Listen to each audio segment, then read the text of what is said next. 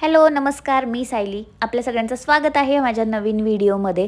तर आज मी यांच्या खूप मागे लागले होते सकाळपासून की चला आपण सारसबागमध्ये जाऊया म्हणून, कारण की मला इच्छा होत होती गणपतीचं दर्शन घेण्याची. यापूर्वी मी बऱ्याच वेळेस आले होते, पण म्हणलं चला परत एकदा जाऊया म्हणून आम्ही दोघे पण निघालो. आणि असेही सुट्टी होती तर मग बाहेर तर जायलाच पाहिजे. आत्ता जस्ट आलो आहे आम्ही सारसबागेमध्ये आणि आम्ही मेट्रोनी आलो.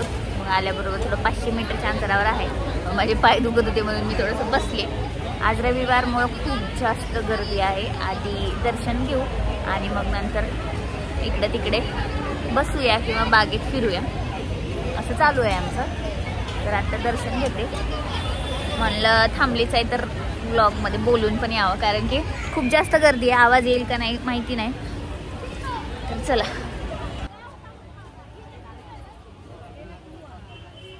मंदिरचा परिसर तर खूपच सुंदर आहे आणि इथे ना हे नवीनच फाउंटेन केले, म्हणजे बरेच दिवस झाली पण मी आत्ता पाहिलं होतं. यापूर्वी जेव्हा मी आले होते तेव्हा इथं असं नव्हतं. आणि हे आहे आपलं गणपतीजीचं मंदिर. आम्ही तिथे गेलो आणि लगेच आरतीची वेळ झाली होती, त्यामुळे आम्ही लगेच बसलो होतो. म्हणलं आरती करूनच जावं. मग त्यानंतर प्रसादाची वेळ आली आणि मला प्रसाद तर खूप जास्त आवडतो मंदिरातला. मी इथला प्रसाद घेतला आणि मग निघालो आम्ही.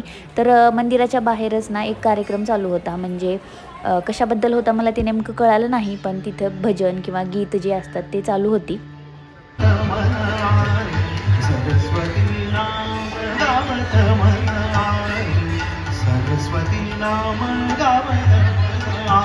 आणि ना मंदिराच्या बाजूलाच कमळाची फुलं इतकी उगवलेली असतात, एवढं छान वाटतं ना इथं. मला तर असं वाटत होतं की जाऊन ते फूल तोडून घ्यावं, पण पाण्यामध्ये जाणं शक्य नव्हतं आणि परमिशनही नव्हती तिथं फुलं तोडायची. झालं आता छानपैकी दर्शन आणि थोड्या वेळ बसलोत पण आम्ही. आणि आता कशाची वेळ आहे तुम्हाला घ्यायचं. यांना ब्लॉगमध्ये यायला आवडत नाही आणि तो त्यांचा डिसिजन आहे, तर आपण त्या डिसिजनची रिस्पेक्ट करायला पाहिजे, हो की नाही.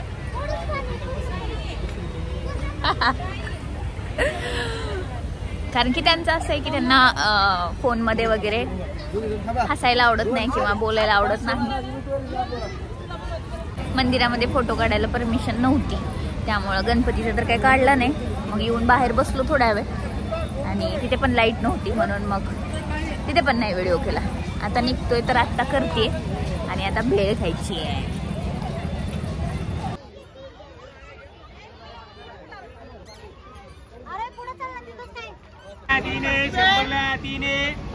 इथली भेळ एवढी टेस्टी होती ना, काय सांगू. 100 रुपयाला 3 देत होते आणि एक घ्यायचं असेल तर 40 रुपयाला. असे सगळे हे भेळवाले बसले होते, म्हणजे इथं दुसरं खायला काय नाही मिळणार, पण भेळ एवढी भारी. त्यामध्ये आंबा टाकलेला, कैरी टाकलेली, मस्त काकडी टाकलेली, भरभरून शेव एवढी मस्त होती ना.